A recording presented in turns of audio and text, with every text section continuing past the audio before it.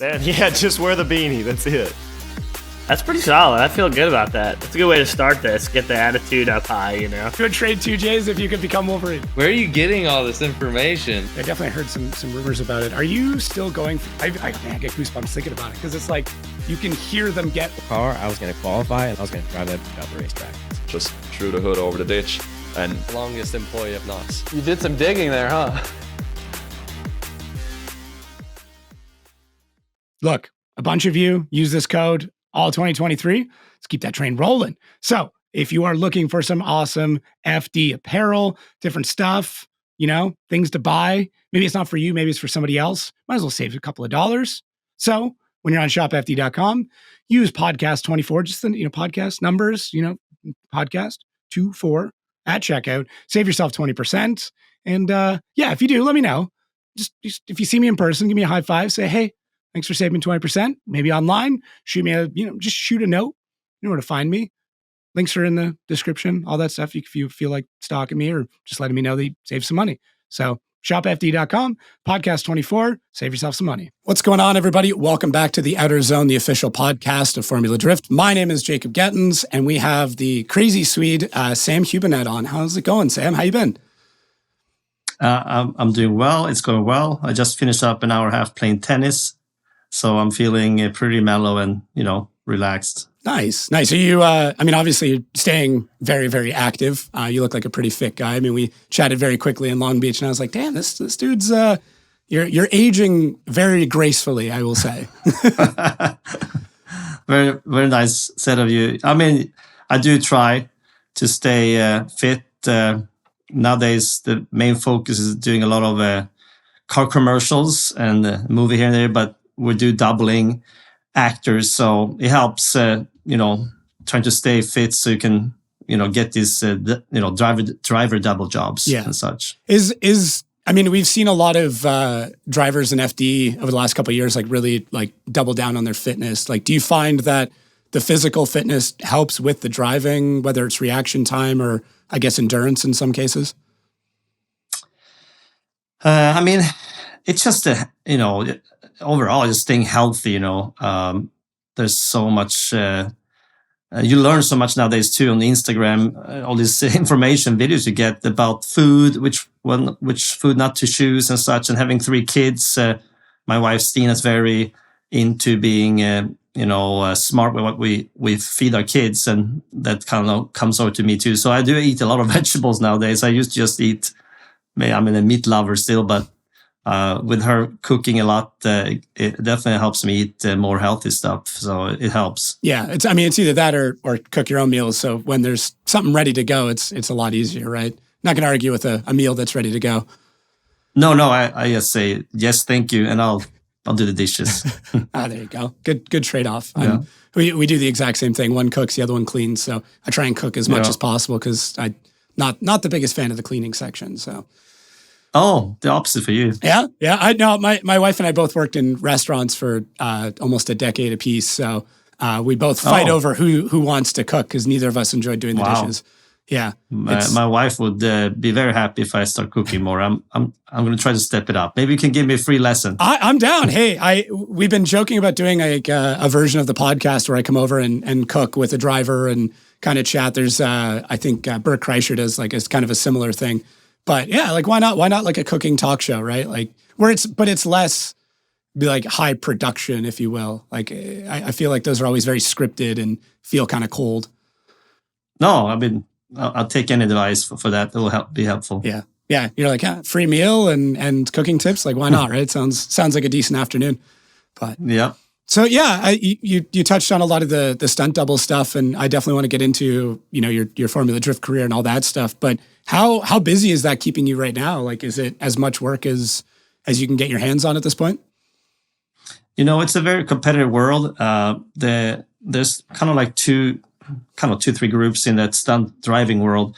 One is kind of focusing car commercials. Then you have TV shows that kind of goes over into the movie world. Most big movies are made out of California. So I'm not part of that world a lot because I'm having 3 kids and enjoying living here. My focus has been trying to get into car commercials. They're mainly shot over here. in Southern California, and usually 2-3 days or 1 day jobs. So those are lovely for me. But yeah, it's competitive. I am very blessed to be, quite busy, and my wife Stina gets to do quite a lot of driving too, and just happen to work a lot with both Reese and Tanner, and so we're kind of getting to spend quite a lot of time nowadays doing car commercials together. So that's been super fun. We're competitors, but also, friends, and also getting each other on different jobs and such. So it's been quite lovely lately. We just kind of teamed up a little bit more the last few years and became closer and closer. So it's been great. It's funny that, you guys being so competitive in FD for so long, like against each other, and now that's translated into the stunt driving world, but also that camaraderie that, is kind of really cool with FD, where as much as, you're battling a lot, everybody seems to still be friends. So it's just interesting how that's all translated into stunt driving now that you guys have kept all that kind of going. Yeah. I mean, we all appreciate each other's skill set, because it kind of got us to keep stepping it up and trying to figure out how to make the car better and ourselves better to grab that next, podium, combined with so many other drivers too, of course. Towards the end, when I was competing, the more and more teams got better and better cars, and it was extremely competitive. And it was a good run for me. I have so much to be thankful for drifting. Of course, D1 I was part of first, but then when FD took off, that helped me to get into other venues of motorsports through drifting, because I got connected with Dodge in the beginning, BF Goodrich, and those sponsors allowed me to go and do BAL 1000, and I got to do Viper Racing League, and also got into do short course off-road racing sponsored by Ram through all this Dodge, Ram, Stellantis, as it's called now, connection. So I'm forever grateful for the sport of drifting that helped me get to where I'm at today. Yeah, it's interesting because the sport's relatively young in kind of the grand scheme of motorsports and sports in general. I always like to break down FD in kind of generations, and obviously you being first generation, we're starting to see, I guess, like what life is like after FD. And obviously the stunt driving part of it seems to be like a really good path. I mean, I don't know what the industry's like. You said it's very competitive. I'm sure there's a lot of long days and stuff, but I'm always curious what these drivers are going to do, when they decide to finish. And it seems like stunt driving is a pretty linear course. Is stunt driving the correct term? Like, am I using that correctly, or is there like an industry term I should, like high precision driver or something like that? No, I like the word stunt driving. That's what the Screen Actors Guild call it.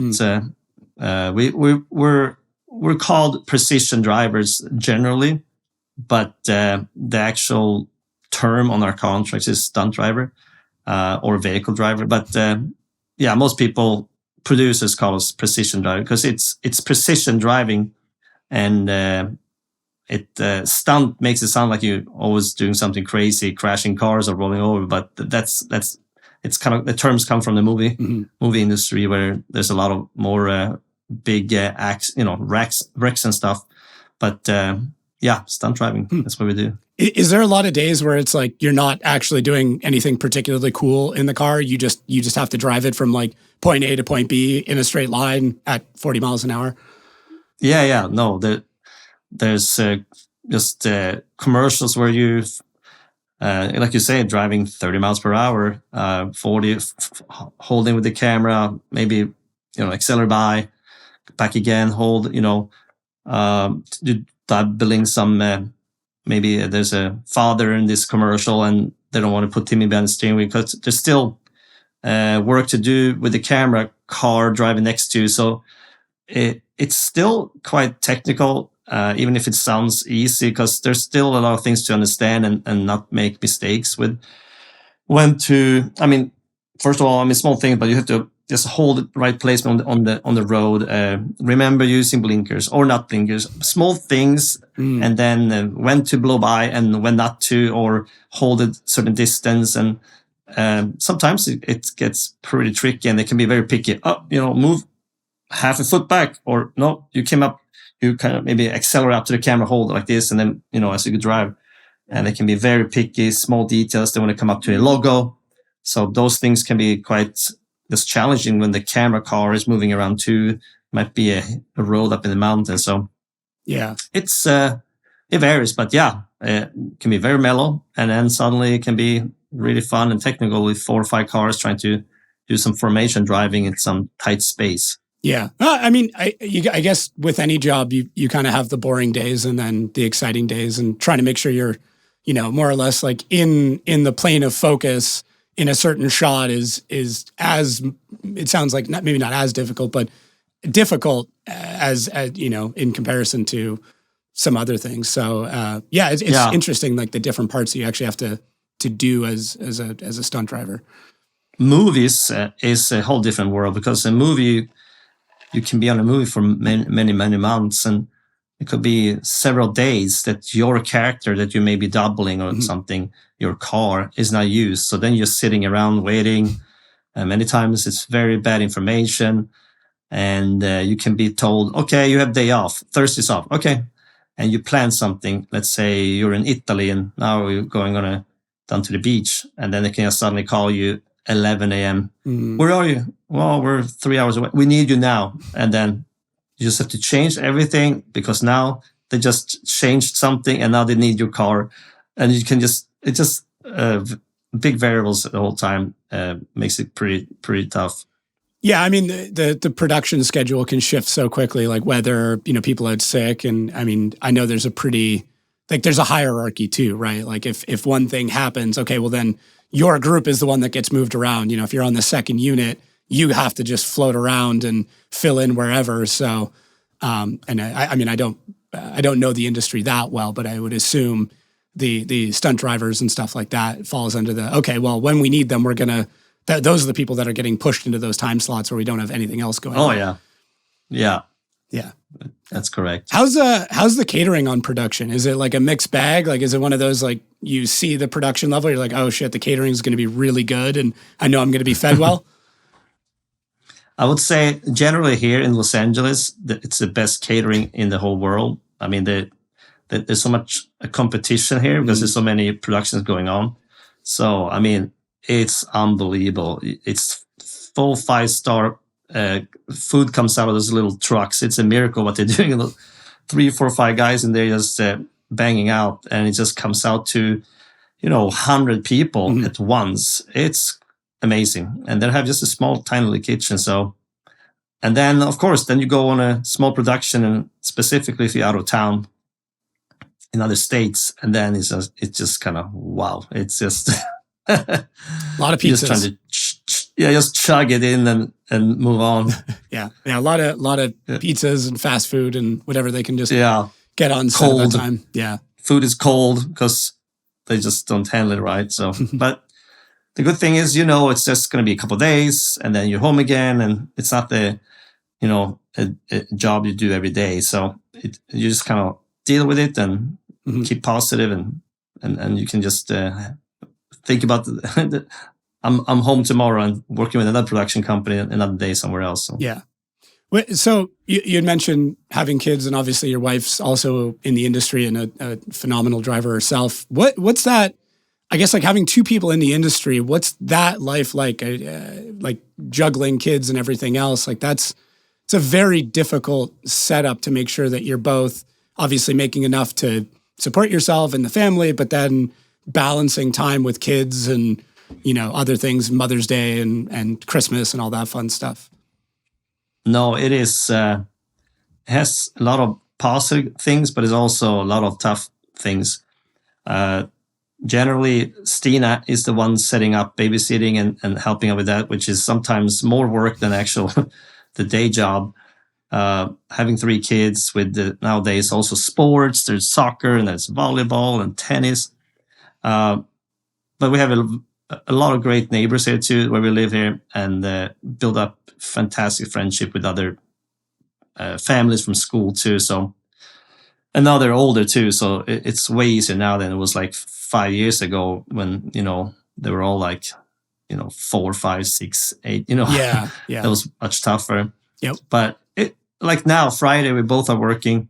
I mean, so we're having neighbors picking up them in the morning, and sometimes we have, you know, someone staying over, of course, with them. So yeah, we'll figure it out as we go. But like you said, she just learned about her schedule today. Okay, she reached out because they're holding you for several days sometimes, and day before they said, no, we only need you on Thursday.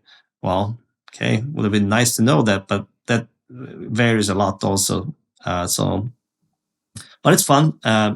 It's cool. Stina get to do the same stuff, and she enjoys it and gets to come out there and use her driving skills, and then back to, you know, the baby farming world. Yeah.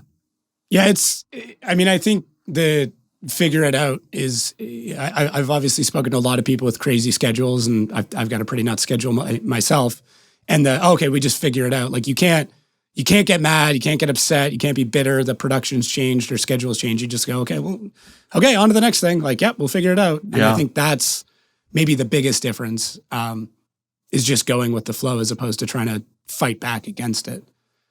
Yeah, you know, as we are independent contractors, it's not like we have 5 days work every week. It comes and goes. Sometimes you're home for weeks and, you know, even month. So then you're, you know, when you get a call for work, you're excited. You know, yes, I got a job. It's not like, oh, I have to go work. No, you're excited and you're just gonna say yes and make it happen. Yeah.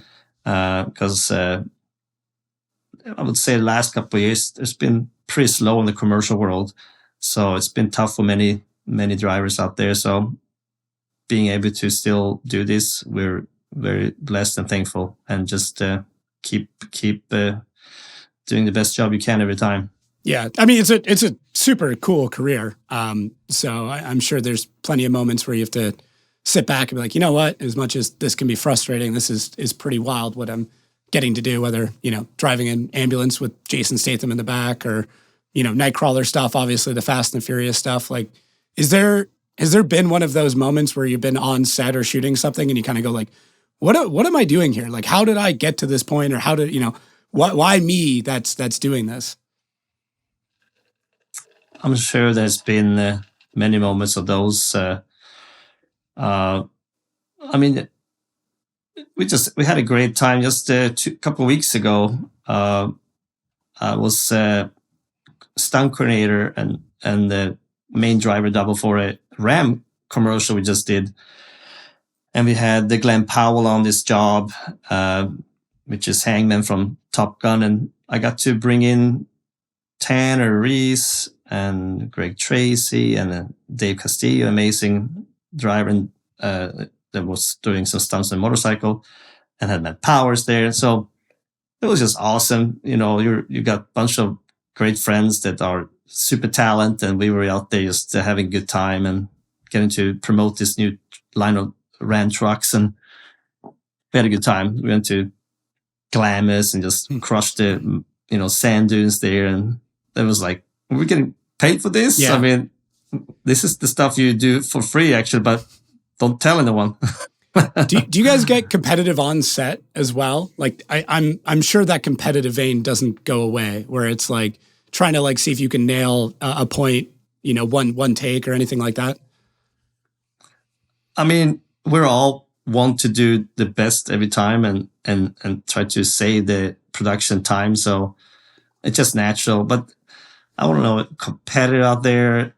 I mean, sometimes we make fun and joking around with those things sometimes. Yeah, because some directors know we are all competitors and making that happen. You know, let's see if Reese can nail this now. You know, if you're drifting and do like some type of drift commercial with Dodge or something in the past, I'm sure there've been some of those jokes going around, and we're definitely getting, you know, excited about it and try to show off there. But The important thing with these type of jobs is you need to take down the speed and keep it safe so you can do it over and over again. So you can't just go in and throw it with some crazy angle. You have to have a little safety there every time.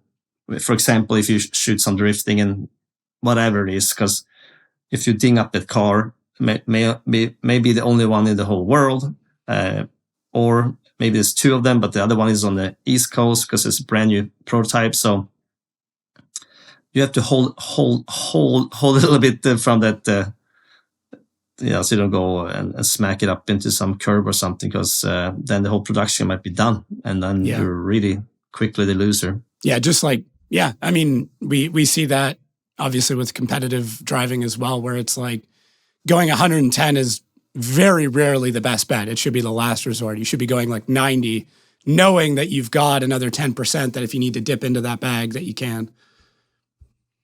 Yeah. And that it comes with age, I think. Also, like now it's like I don't need to show off, but when you're young and you just want to show them how good you are and try to make people want to hire you again, then you're taking those risks, and they can definitely be devastated if you just make that stupid mistake and why did I have to go so close to that wall? Or now the whole bumper is scratched up, so now we can only shoot the front of the car. So, but anything can happen. We're pushing the limits still, and I'm not saying I'm not making any mistakes anymore, but you learn like it looks fine enough on this camera angle. We can just push in close, and it's gonna look like I'm zooming by fast anyway. Yeah. So can you explain to me how a kid from Jokkmokk, Sweden, ends up into a Viper? I mean, I know there's I feel like I'm jumping some big steps there, but it seems, like trying to do the research and understand how you came from one place to another. There's, I want to say some gaps, but just the information wasn't recorded back then. No one thought that it was important, I guess, to really understand how you got to where you were, and obviously now in the States and doing everything you're doing. So yeah, how did you get introduced to drifting, and then how did you make your way to America? Yeah. First of all, I grew up very far away from everything in Jokkmokk. Jokkmokk. It's a Lappish word, Lappish people up there, Laplanders, Sami, it's called over there. But anyway, above the Arctic Circle, so it's like northern Alaska. So it's not like even South Alaska, it's northern Alaska, above the Arctic Circle. So small little town, a lot of freedom to do things, but far away from everything that would be a racetrack or anything civilized. It's more of frozen lakes in the winter where I learned to drive, because our local, but it started with our local flight club, airplane club, plow this runway there in the winter so it can land and take off. And then they added some tracks after that, and some tire manufacturers wanted to start testing some tires. So they pretty much pay for those tracks every winter. And that's where we went to start to drive at a very young age. My dad let me start driving his old Mercedes 300 diesel. And 8 years old, as soon as I started to reach everything, I got to start driving. So you just learned to slide, so that was all you did, sliding. And I always liked driving. So I always had a passion of driving. The first time I got to mow the lawn with a lawnmower, that was like one of the biggest days in my life. I will never forget it. It was just amazing to get to drive something with an actual throttle and a steering wheel. I mean, it was unbelievable. So I always had a passion to drive, but couldn't really dream about working as some type of, driver, because except driving trucks for my dad. He had a trucking company. Because I was so far away from everything, so I didn't even know it till I started to learn that there were test cars coming through my town.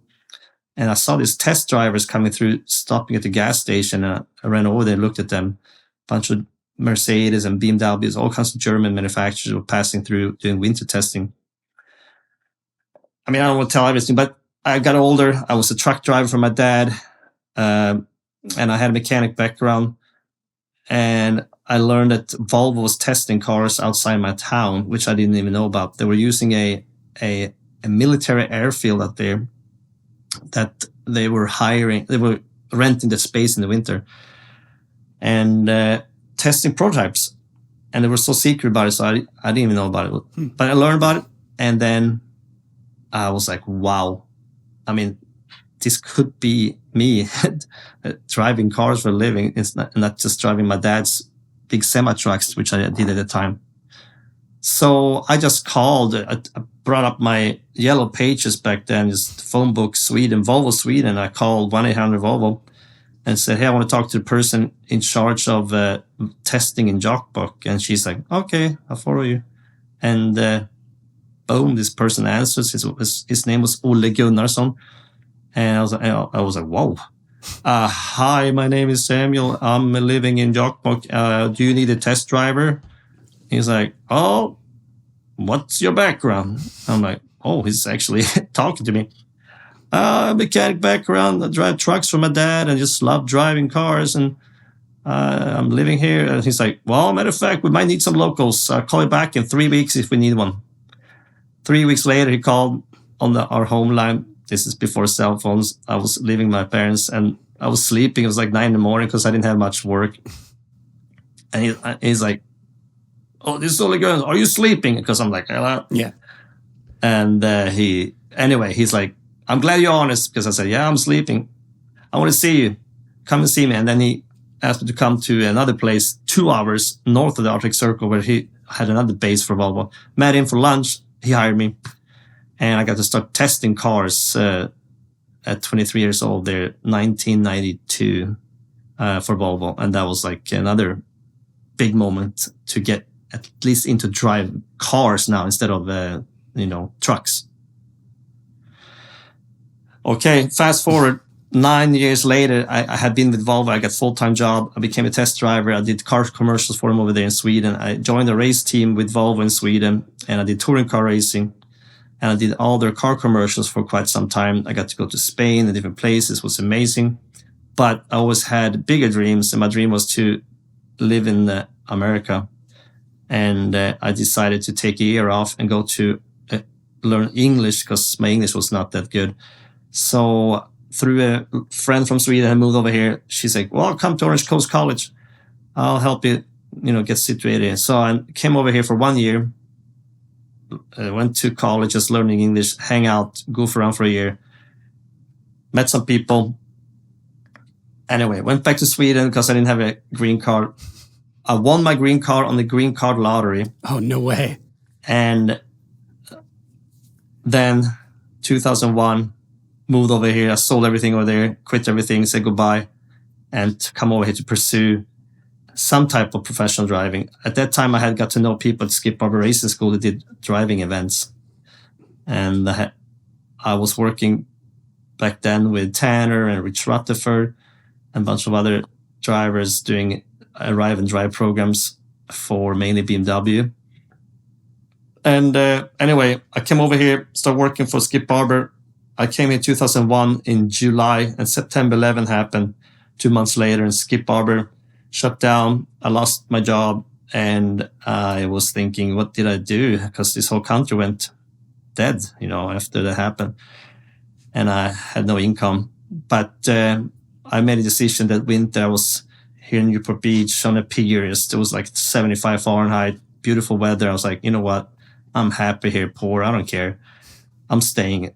I couldn't move back. I'm sure I could get a job back to Volvo there, but I was like, no, I'm happy here. Even if I have no income, I'll figure out. And I just stick it through and buying and selling cars at a dealer's auction here. Just, trying to make a living, make a couple $100 per month. My savings were going pretty drastically down.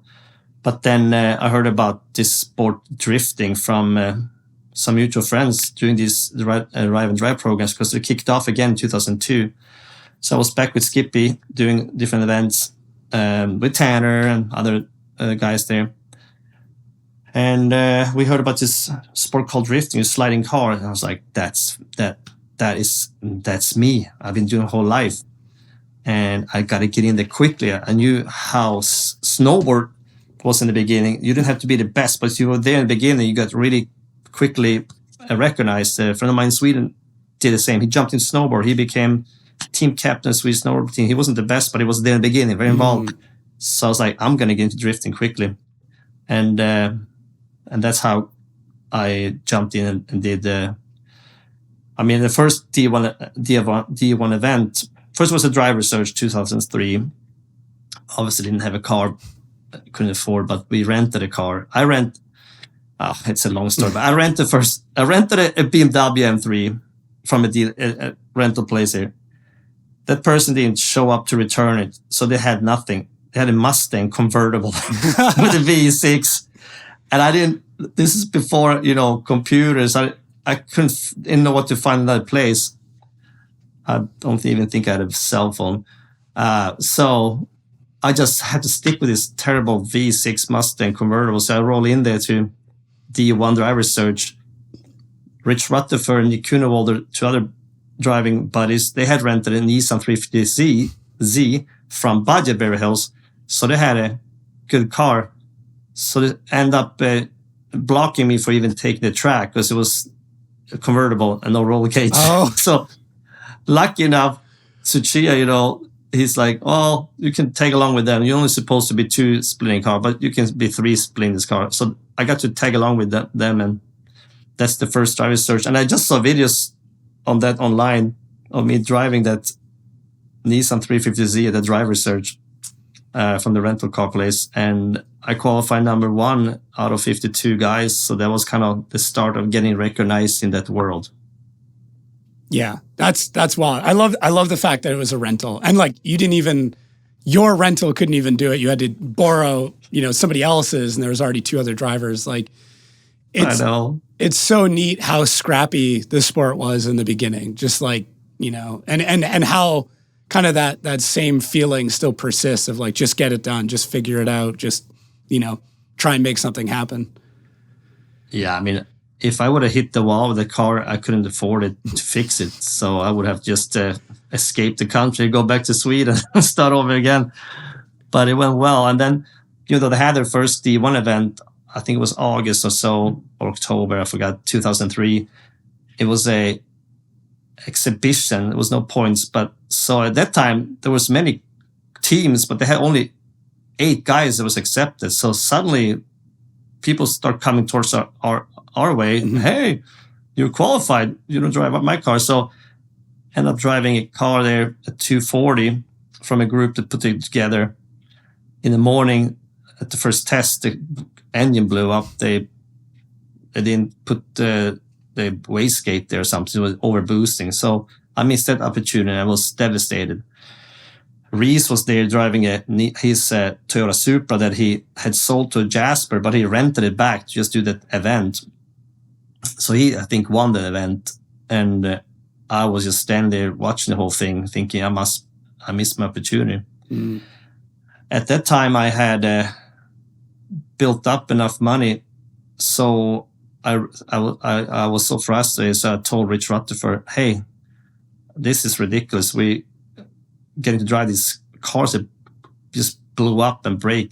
We need to drift something that looks more, with status. Let's buy an M3 each, you and me, and let's go an E.66, and let's go and do a video." And because no one had done nice cars at that time, tandem drifting, it was also, Corolla, old, cheaper cars. So we need to get respect, so we get into a team with nice cars. And he's like, okay. And then 2 weeks later, he calls me, okay, I have a car now. I'm like, what? Yeah, I bought one. And I was like, okay. I mean, there was a lot of money. So I used all my savings and found one too up in LA. So now we had one each, and we happened to do a driving event for BMW here at Orange County Fairground here at the El Toro Air Base. So we were done with the event that day. We got to use the track there. So it was actually Tanner Faust driving the rental minivan. Some other guy, Terrence Jenkins, was filming us, and we made this video of us drifting these two cars together. It is somewhere online. I forgot the name of it. It was the name of that YouTube video, and we got to do that. And after that, we got respect and got picked up, and I got to drive that Jasper Performance Toyota Supra at the first D1 point event 2004 in February, I think it was. And that's when I really got recognized, where I made it to the top 10 against the D1 guys, and only non-Japanese guy made it to top 10. And it helped me to kind of separate me a little bit. And that's when BJ Burkwell from Chrysler Youth Marketing saw me, and he called Detroit and said, we got to get on this. And they called me. And then that's when I got to be the driver for their Mopar Viper for Formula Drift's first season, 2004. Yeah. And I mean, BJ pairing you being this rising star with Sean Carlson, one of the most incredible fabricators of his time, unfortunately taken far too early. Developed a car that, I mean, honestly was probably 6-7 years ahead of its time. Like, looking at some of those builds and some of the photos and videos of that car, like, it was, I would say, at least 5 years before a lot of the other teams caught up to the level of that car. And I'm sure that stirred a lot of kind of controversy and rumors at the beginning, because everything was kind of fast and loose. Like, the rule book was still being developed, and you had a marketing mind like BJ with a fabrication mind of Sean, and then your raw ability. I mean, it's no wonder you won 2 championships with that setup. Yeah, it was a lot of things that people don't know.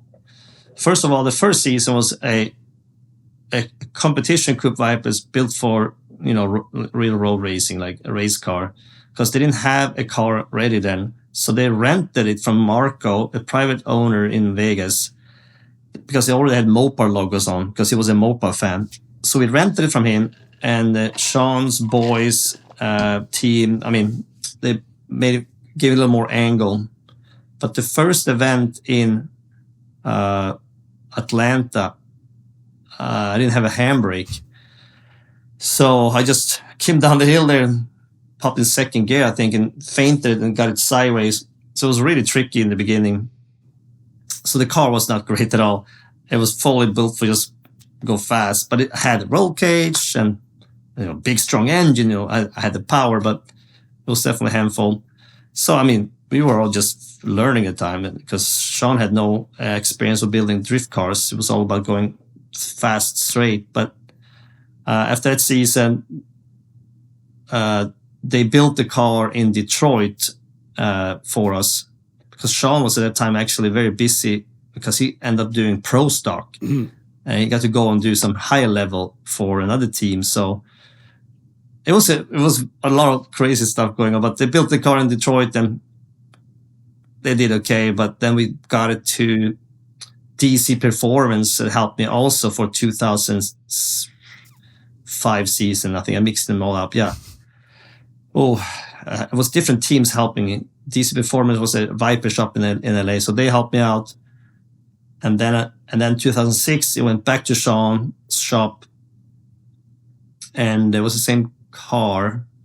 But now, of course, we have handbrakes and everything, and trying to figure out more angle, but it was pretty limited. But yeah, we brought back the championship 2006, barely. It was a big battle against me and Reese. He was in the GTO.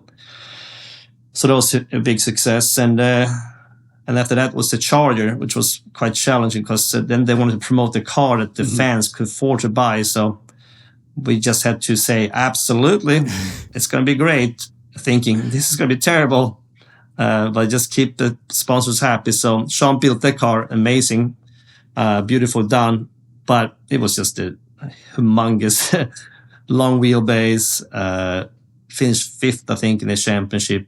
I did win one event, which was just amazing, but it was very challenging and just tough for all of us. But I mean, you don't want to lose. It's just tough. But then we went back to the Viper 2008 and 9. And at that time, all the other teams had come up with amazing cars with, more angles, and everybody pretty much ran V8s. And so the level was extremely tough. And then the last 2 years, I did the Challenger with my own team.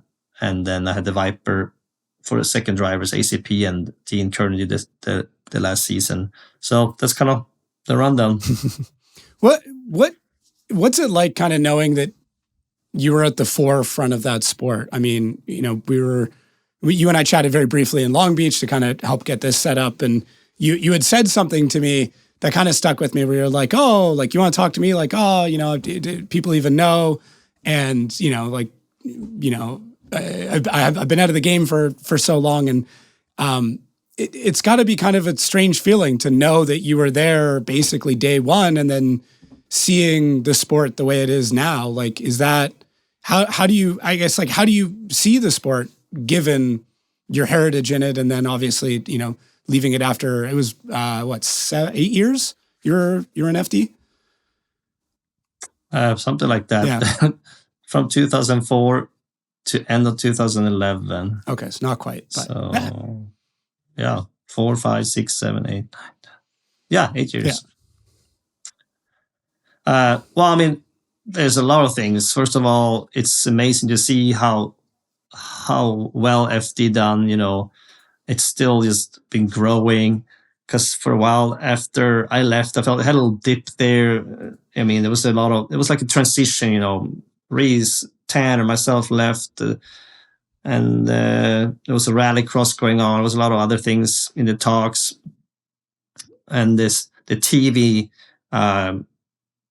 program, the network deals went away, so it went to streaming, and this was when the stream was not as big. So, it went through a little tougher time there, but now it's just amazing. And with the steering angles, they just came after I left. I mean, just really cool to watch now how wide they can go and still just be in the throttle. And so that's been fantastic. It's kind of, it is funny, I mean, 15 years ago, I couldn't walk around at FD without being, asked for autographs everywhere. And now I'm walking there and very few recognizes me. It's kind of interesting. It's just a whole new crowd, Mm-hmm. The fans there now, they were babies when I was in my peak, because it's quite a while ago now. So, yeah. Years go by fast. It's a very rapidly developing and growing fan base. I mean, I think that's why I felt it was so important to get you on. I mean, I definitely want to get Reese and Tanner and a lot of the legends from day one on as well, for people to understand like where the sport came from and the people that helped build it in the beginning. And I mean, you guys are all champions, but there's so many other drivers that were never champions that were just as important, that have done incredible things or even still doing incredible things. And I don't know, for me, I feel very important for us to understand where the sport comes from and how far it's come and how far it's developed and how much it's changed, right? Like as you said, there was, the first couple of years, there was a ton of like factory support, and, I think Falcon was bringing in like 3 and 4 rigs per event, and Mopar, and, you had these, huge team setups. And then the sport definitely had, I guess, a bit of an ebb and flow through recession and through different things. And now we're back in this peak, almost internet era where, we're seeing signs of really big sponsorships getting back into it and big money coming back into the sport. So, I think it's interesting to understand what it was like from your perspective, just coming into it, being like, I just want to get into a sport, and this happened to be it. And, you just happen to be one of the greatest at doing it, which is super interesting. I'm super pumped to meet as many people as I possibly can this year, especially those that are smart enough to use FD Podcast at checkout, save themselves a couple of dollars on their FD tickets. Those are the people I really want to meet, mostly because I get a ton of high fives, a bunch of thank yous. A couple people tried to give me some money for it, but nope, didn't take it. But yeah, if you want to be one of those lucky few people to save some money, use FD Podcast at checkout, save a couple bucks, see you at the event. I mean, I don't get a lot of attention for my old drifting time. So it's fun to hear you knowing so much about me. It's kind of cool because I am not around people that talk about my old drifting career. But yeah, I mean, it's fun to see also in Europe how established it's been over there. I saw the European Drift Series competing up in northern Sweden. I think it was last summer. And it was just amazing. The track layout they do is high speed, and it's amazing what they do. So many amazing cars and drivers. The level is, I mean, fourth gear just flat out. And James Dean was up back there. I got to meet him again. He's such a nice man to always meet, and and he's done an amazing job. And congrats to him coming back now as he did. It was very impressive to see. It's not easy to be on the wrong side what you used to in steering wheel too. Because I got to go to Japan and do 2 D1 events in a D1 team's car there, and it was really tough to come down there and just pull handbrake, and it's on there. You just have to think what you're doing the whole time. It's not natural, and just bang your right hand in the wall trying to find the handbrake. No, it's on this side. So I know the challenge he had to adapt to a left-hand drive car. Yeah, I can't imagine. I've driven one right-hand drive car personally, and it was definitely weird. I was hitting blinkers and wipers were going on and off, and yeah, I definitely punched the door card a couple of times too. It's weird. It's definitely weird. Yeah. Yeah.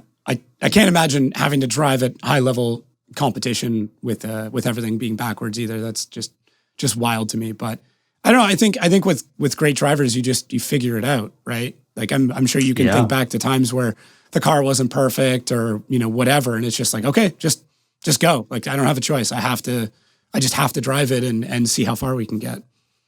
Yeah, I mean that's the thing. You have to figure out. You adapt to it and do the best what you can and do it quickly. And that's how it's been over the years. And I mean, learned a lot through those years that got me into other venues that helped me to figure out that you get into a car commercial and you don't even get to drive the car. You know nothing. In the morning it's dark. You jump in there and now light comes up and gets ready and just basically have to figure out quickly what this car handles and what I can do. And they don't do any warm up. Just okay, let's go. This is the light. And then come sideways to the corner, like, okay, let's see if I can even figure out how to turn off the traction control and stability control of this car. Yeah, I'm sure of all the people in the world, you're probably top 5 in disabling safety equipment and traction control and stability control in cars now. So I feel like you've got it pretty figured out. I do know a lot of tricks. Pulling fuses and jumping leads and like, okay, this is what we need to do. I mean, I guess a lot of these cars, you're having to do that with those aids on. Or how does that work? Like, do they tell you it's all in? No. Okay, all right. I'm kidding. No, I'm not telling everything because it's definitely stuff you want to keep to yourself because it's I mean not to myself, but it helps making things work well, and you have your tricks, and it helps you get hired again. Yeah, that's a good point. I mean, in the competitive field of stunt driving, you need to have something in your pocket, right? If you know how to disable most of these aids, or I'm sure there's like conversations with whoever the car handler is, and being like, okay, where is the traction control switch here? Like, what do I need to do before I jump in? Yeah. I mean, it gets tougher and tougher, especially today's, fully electric computerized cars. They're, it's tricky. Yeah. I mean, you got around it with the Huracan. I mean, you're able to get that thing sideways pretty quick, but I don't know how much was really, really torn out of it to get that Lamborghini to drift. It was a handful, but that thing you can just double feed it with the controls. But the problem is with the gearbox shifting automatically. As soon as you pull the handbrake, it shifts down to first gear automatically. So you have these pedals there, and you sideways pull the handbrake, and now it goes into first. So as soon as you release the handbrake, the tires are now slow. So it's like the handbrake is still there. So then you have to kind of pop it back to second gear quickly. And very tough car. I know Michael Essa is working on developing the DDE car right now. So I went there and tested out for them a little bit. And so they got some new software they're trying out and trying to make that work better. But man, it's not an easy. Any car with a rear engine, mid engine, they're tricky to drift. You got so much weight there, and it's just a different dynamics and a lot of grip. You get so much speed so quick. Have you seen what Chelsea Denofa is doing right now with his Porsche, getting it going? I heard someone mention that last weekend when I went to Air and Water show here, the Luftgekühlt. Yeah, Luftgekühlt. Someone talked about that. Yeah, it's pretty wild. I mean, I know it's something he's been talking about for a while. I mean, we did have a drift Porsche a number of years ago that wasn't nearly as developed, and I mean, we've got 20 years worth of notes now, so it's a little bit easier to take something like that and turn it into an incredible car. Which it always makes me wonder. With the Charger or the Challenger, if we took what we know now and put it into one of those chassis, if we could, make them more competitive than maybe they were back in the day, because it's pretty nuts what we're able to do with these cars now. They're basically just shells that have full suspension kits underneath of them. Yeah, I mean, absolutely, we could take it to another level, but still, a shorter wheelbase will rotate quicker, and it's going to be hard to follow them in tighter corners, and because it's just so much mass that to move around. Yeah, that was the problem. Did you have you had a chance to chat with Dean Carney about the Viper, and did you ever provide any information back and forth, or just tell him hey, find something else, or any conversations there from a fellow Viper drifter? I haven't talked lately much, but I would say a few years ago we met up, and it was, I think, more of a support and mental, and what to think and what to do, and kind of that level. I'm sure he learned a lot driving the car that year. That Viper, when he drove it, I mean, it needed a lot of work on it because he took over the old car. It was just a demo car. And he did great working on that car that year, with my team. But after that's when he just built the whole other level with the whole new steering angle, everything. But probably went a little bit too big, so wasn't reliable enough. So I hope he will just work on making them reliable, so he can just keep performing. I think there's been so many different variations from twin turbo and supercharged and everything else, or NA and nitrous. So yeah, it's tough. I mean, those V10s are incredible, but the top level, holding them at redline for a minute at a time is just hasn't been super compatible with them, I guess is the best way to put it. Yeah. It's a lot of rotating mass. I would just have bought a Elephant engine, 1,000 horsepower, plug and play in there. I mean, not plug and play, but pretty much, just throw it in there. And it's just built from Dodge with 1,000 horsepower. That would have been, I think, a very good, healthy, reliable car engine. That would be cool. Yeah. I don't know space-wise, how all of that would end up fitting, but we'll figure it out. I mean, that's what a welder's for. V8. Yeah. Yeah. Yeah. Lots of room in front. I think just even being able to, it might be one of the only cars where you could want to start to shift the weight a little bit more forward based on how far back the cockpit is. Everybody wants the engine next to the firewall. I feel like you might even push that one a little more forward. I know. Yeah. Of your Vipers, I couldn't get this confirmed, but did one of them go to Nick Hogan? Was he driving one of your old Vipers at one point? Yeah. So I don't know what the year it was, but I think it was 2006 during that year. That's when Hogan's Knows Best show was, very popular. So Chrysler, BJ Burwell was looking for ways to get more attention and marketing value. So they came in, and I was training him to drive it, and they were doing different events with him. I was not super happy about that because it was my competition car that they were goofing around with. And of course, I was like, oh, what are you going to...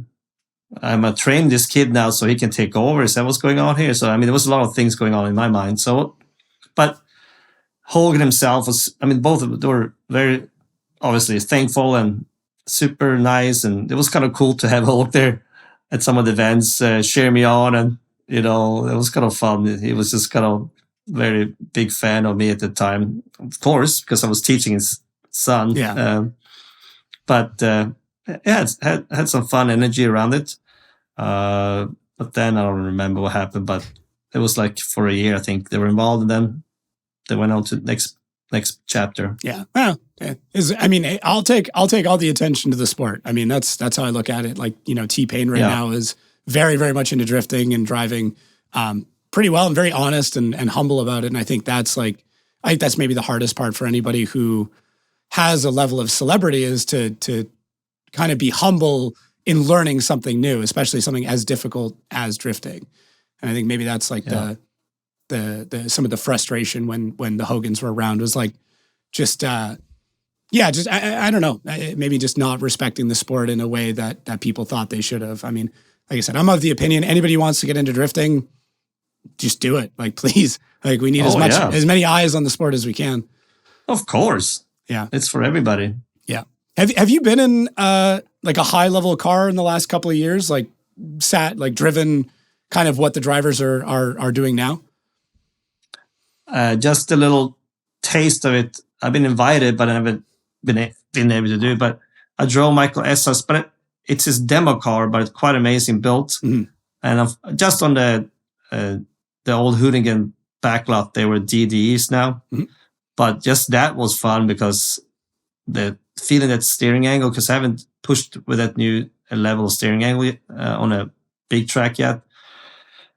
And the amazing power he had in that car was a fun experience. So Dean Kirby invited me to come out and other drivers over the years, but that hasn't happened yet. It would be fun to do it on a bigger track, to pop in third and fourth gear and get some high speed drifts. It would be awesome. I think it'd be sick to get a bunch of the OGs at Irwindale and whatever cars are available, and just to kind of get your reaction of how different it is now, right? Like guys like JR or Chris who've also been day one but have progressed with the cars. I feel like it's like when your kids grow up.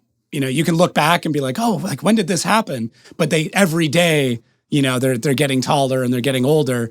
But if you don't see somebody for 5 years and then see them, you're like, holy shit, it's really noticeable how much they change. And I would love to see a reaction of Irwindale in a full 2024 pro level car. I could be wild. It would be fun to do it sometime. Yeah.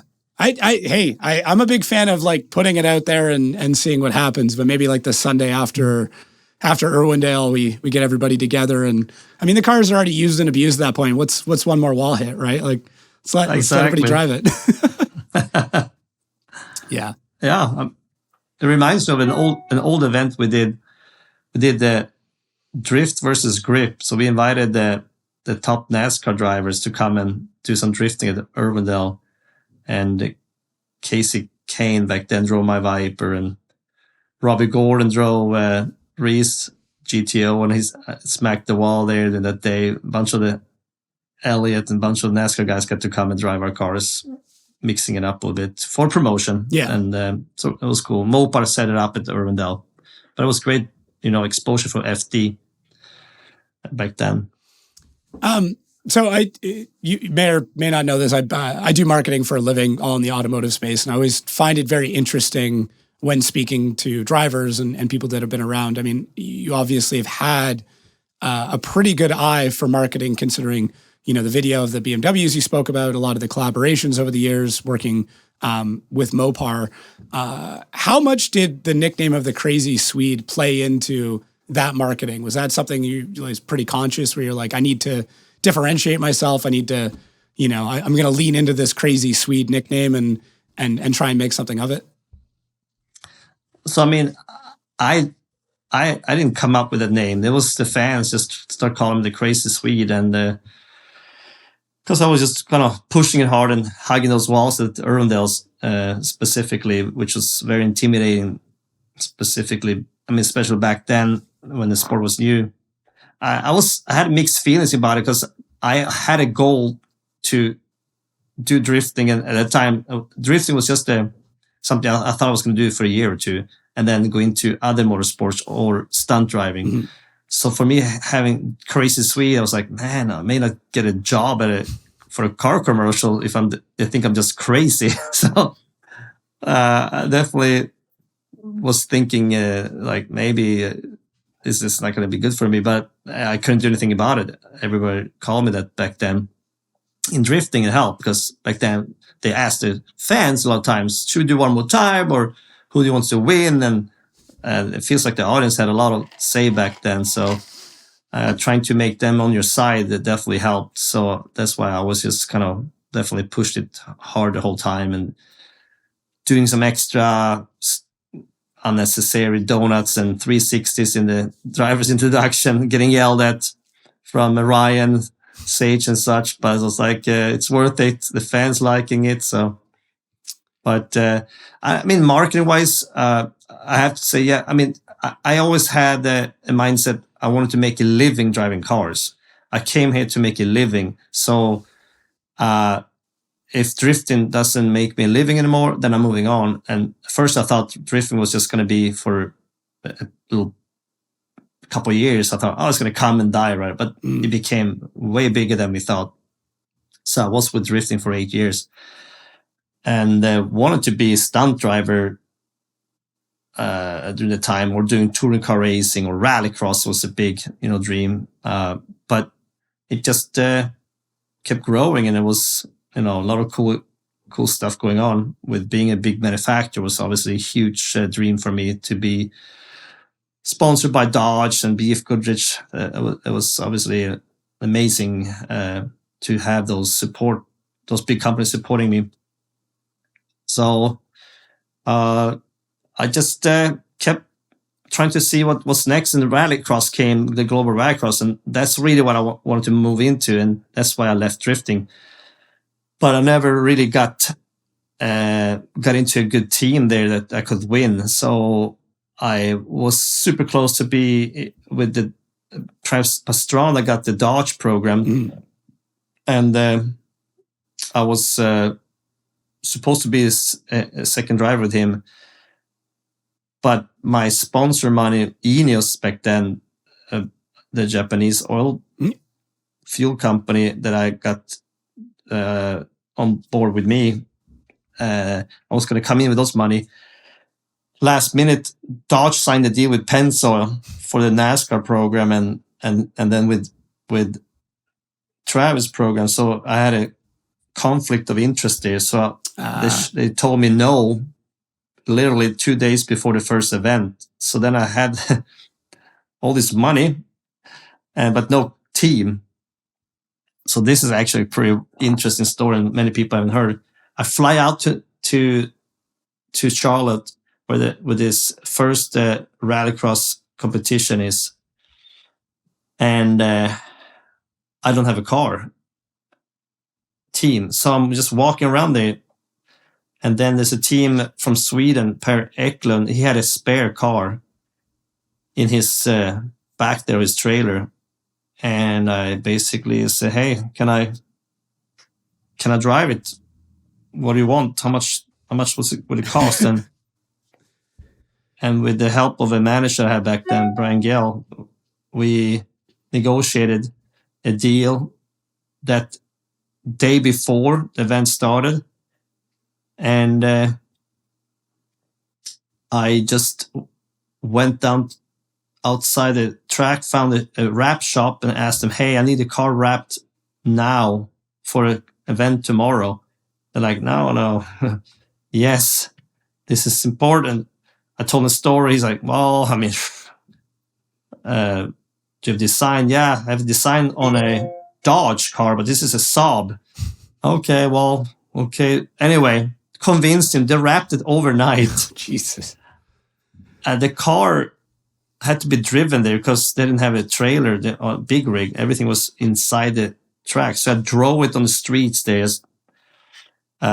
Managed to get there without being pulled over by cops. They wrapped it overnight. I went in the morning, picked it up, drove it back, and barely made it into the first test session.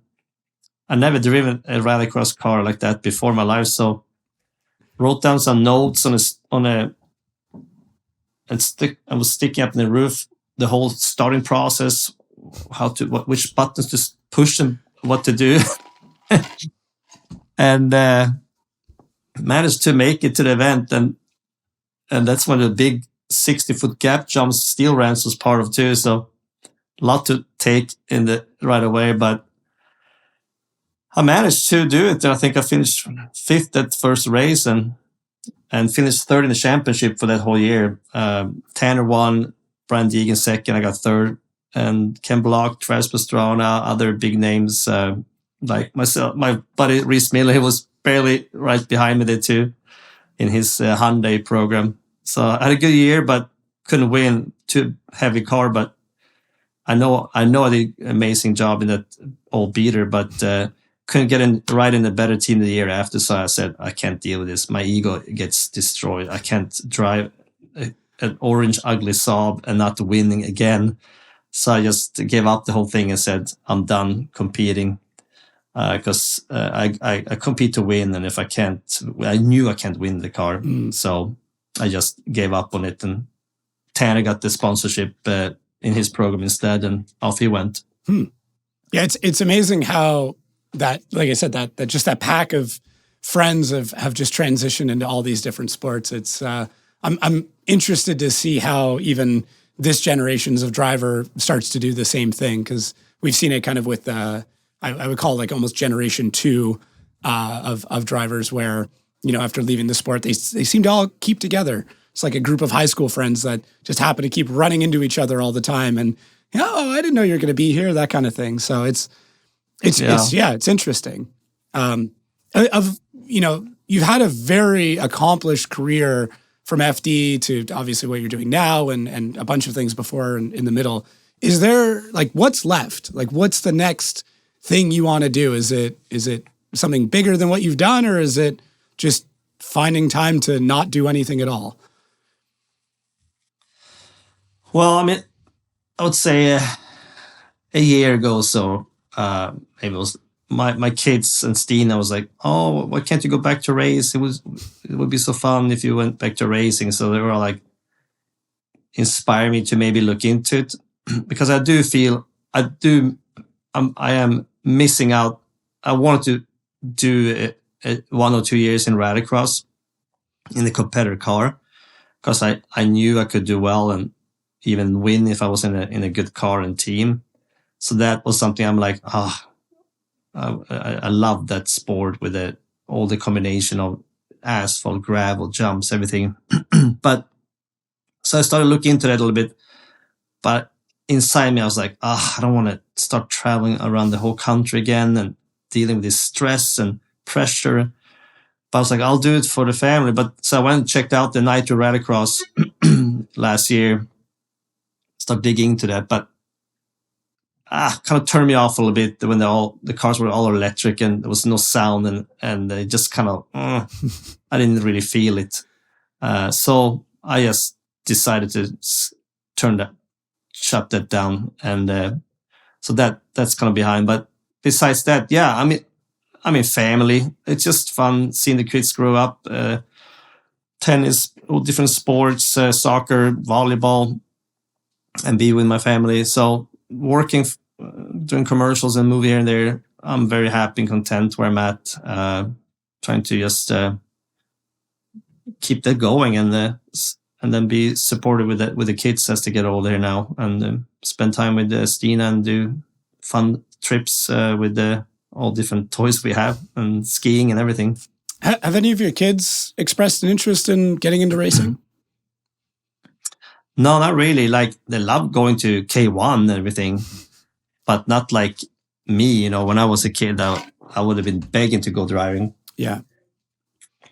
Yeah, I'm always so they don't have. always curious how you play that. Excuse me. Yeah, Yeah, I mean, it's tough. I do have a little goal now to start taking my son to K1. Just thinking if I start going there more often, maybe it's going to be hooked. And then if it's there and he starts to really beg to go back there, they do have some type of Sears are doing some type of racing also. You can sign up for that, some kid, junior club, team deal going. And then if it seems to be something, because it's very close by here in Irvine, and then take it to the next level and go start, doing a real go-karting inland here, which is a little dry, but if he's hungry enough, it will be super fun. And we just ordered Polaris side by side. So that's going to be something we'll see if they really get hooked on that. And so I'm going to test them out and see if the hunger is there. I'll check back in like 2 years, and we'll have another conversation when you're ordering new race suits and new helmets, and it begins again. It's kind of mixed feelings. It's kind of nice to go to a tennis court, Yeah, 4 blocks from here and let them just hit and then go home instead of motorsport is such a program. It's far away and fixing and taking care of stuff. Yeah, it's. I mean. I've never driven at a high level. Like I'm a decent driver. I'm not anything incredible, but for me, we talked a little bit about cooking before. I've been asked, like, would you ever go back to a kitchen? And I always said in a heartbeat. It's just like, I can't, the weekends and the holidays that I miss and the lack of pay and all that stuff does not override my want to cook at a high level.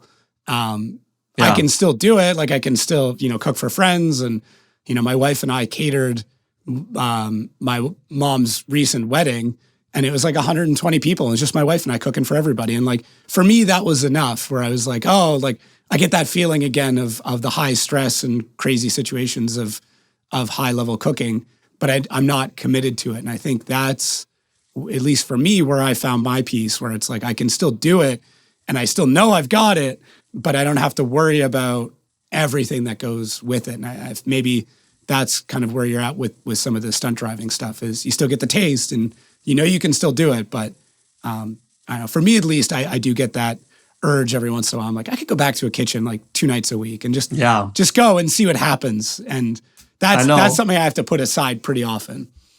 Yeah. I mean, it's definitely, same for me. Like you say, it would be fun to see how you would do against the younger drivers and such. But I'm so thankful and blessed that I get to still drive cars. And, to be honest, it is nice to be able to get some compliments for what your skills are. You don't get much of that when you're home with the kiddos. It's all about giving mainly. So go out there and do some good job. And someone says, hey, thank you for making this day so well. And, it definitely, that's why I love Stina going out working too. So she get to be, good, get appreciated for her skills of driving and be out there in the adult world and not just, dealing with the kids all the time. So, yeah, the external gratification it's a really hard drug to kick.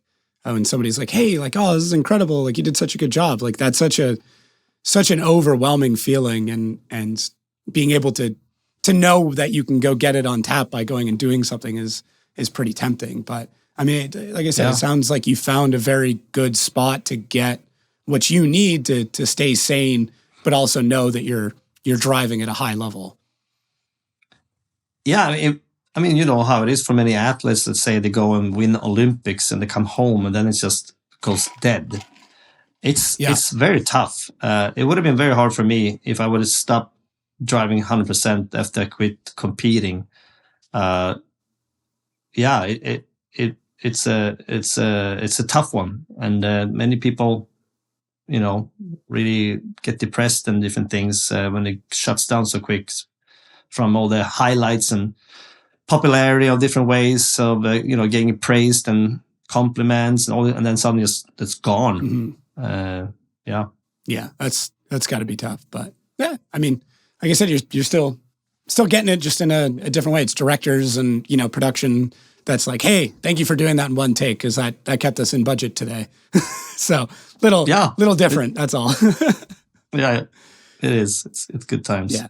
Do you get back to Sweden much anymore, or is that pretty regular visiting, or is it once a year kind of thing? Yeah, it is. It's a once a year thing. We usually leave for a big chunk of the summer. 4 weeks we get over there, and always been staying with Stina's at her parents' house where she grew up in northern Sweden, and it's close to my brother, and he has kids, and so they get to see cousins and stuff, and Stina's brothers have children too, so tour around, and then we end up usually do a little trip down to Italy or something, mixing it up, Stockholm, or traveling around when we're there, but we're kind of basing 4 weeks of our summer in Europe, mainly Sweden. That's pretty cool. I wasn't sure if you ever went back, in February and went to the winter market and did some nostalgia back at home. But I guess how do you know that? You know, dude, so much. 400 years of a market in Sweden. I mean, I'm gonna know about that. Wow, you've done some research. Yeah, to study out. Hey, I'm impressed. That's what I like going down the rabbit holes, man. I mean, it's really neat to see. Yeah, it's that That's market. Impressive. That market looks incredible. I mean, there's some like amazing art and the history behind it. I'm not gonna lie. I probably spent about 45 minutes just reading about it. I'm like, how do I slide this into an episode? Oh wow, that's cool. Yeah, it's a historic market. I mean, from being a city town, it's a city, 4,000 people or so, and then boom, it's like 10,000 plus in it's middle of February, like at the worst time too. And it can be so cold sometimes. It's like 30 below. Yeah, but I haven't been to that market for many years. We go back for Christmas once in a while. But that's just kind of right where the school's, years going and everything. But I went over to Sweden in January, though, which was very close to that market, actually, to see my dad. He was going through some difficulties, so I just took it last minute, just flew over. Mm-hmm. And then I went to Jokkmokk to attend a driving school called Driver's Paradise Ice Driving School up there. So that was fun, and did a marketing video with them there and helped them with that. So nice. That was super fun to be there. There was actually, I think, 2 weekends before the market, I think it was. So the calm before the storm there, but it was fun. Getting to slide some Porsches and BMWs they have there with full ice studded tires with just full throttle. It was with a helicopter chasing me. There's some videos online. Driver's Paradise and me, I don't know where it's, but anyway, it was fun. Yeah, it's I've never been to that facility. I had the honor of going to Norway and driving with Simon Olsen and Jonathan Hurst last winter. And it's if you've never been ice racing, like or ice drifting, like just go once. Like if nothing else, skip Disneyland, skip New York, skip whatever else you're gonna do. Go do that. It's even for a day, it's incredible how much fun it is. It is. Yeah. I mean, it's just it's paradise for me too. Yeah. I mean, I will say, we were originally supposed to go to Sweden to do it. We ended up just going to like northern Norway. But I've had the honor of partying with some Swedes at Gettins, and holy cow. I mean, people talk about Americans partying hard. I don't know of any population that parties as early into the morning as the Swedish do. It's like this, the sun really never set, but it was like 7 a.m. and guys like, I should probably get an hour or two of sleep. And I'm like, oh my God. Oh my gosh. Yeah. Yeah. Swedes know how to go hard. And Finns, we say the same about the Finns because they drink hard. Yeah, they go pretty hard. It's I know you're a big Kimi Räikkönen fan, so that's of course I am. That's a guy that goes hard for sure. You have to be. Yeah. I think that was like the biggest loss in F1 is when Kimi retired. I know. I mean, both times. Exactly. Yeah. Those interviews were. He's a were the legend. best. Yeah. The personality in sport is what's needed, and I think that's maybe something that a lot of the younger guys in FD need to maybe remember. Is like, have a personality. Don't be afraid to let your personality come out, and that's what people are going to love you for. Is being who you are. Yeah. But I mean, Max Verstappen is pretty straightforward too. He's very Dutch. Yeah, he's very Dutch. And a lot of people like him for that. He just says what he thinks, and yeah.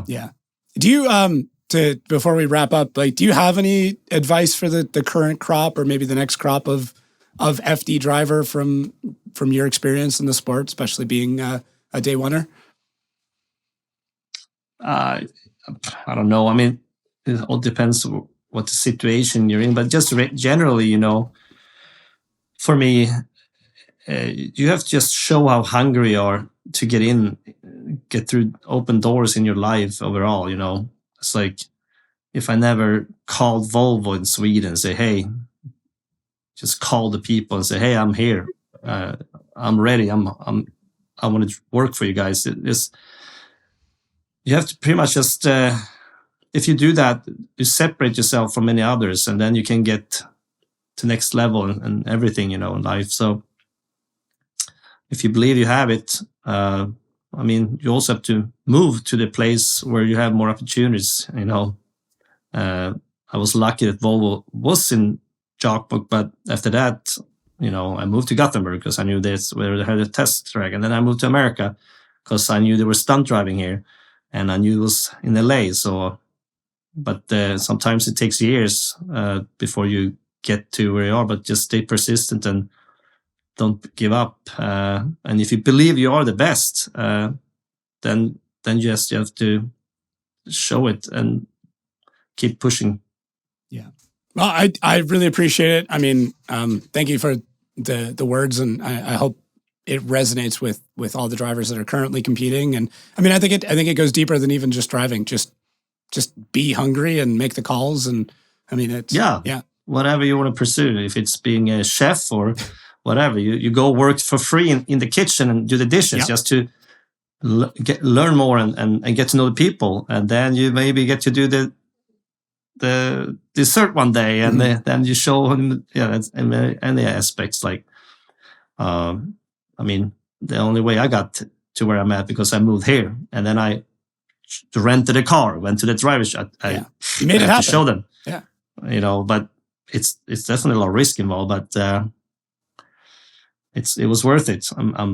I'm so happy and thankful that I get to live in an amazing country like America, and there's so many opportunities here, and motorsport wise, and I mean, California, the weather, driving cars for a living still. I mean, it's thankful.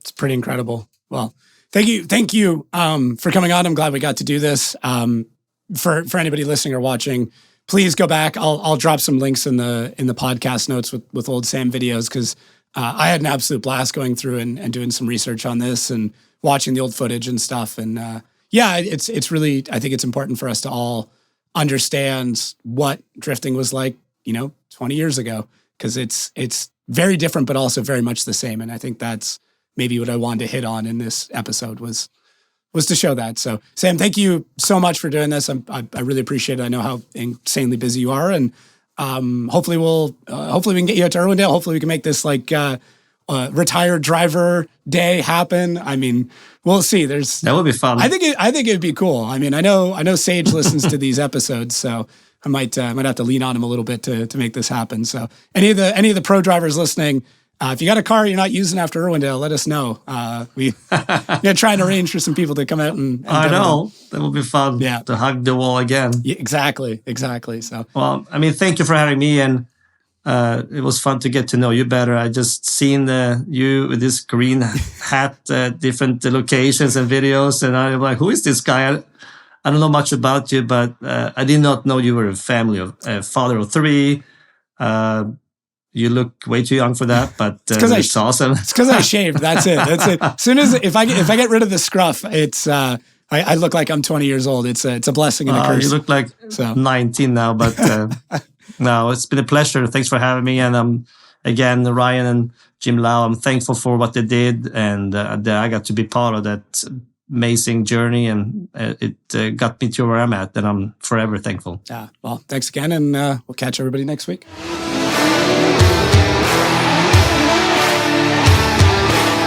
Oh, no! Boy! Whoa! Point goal!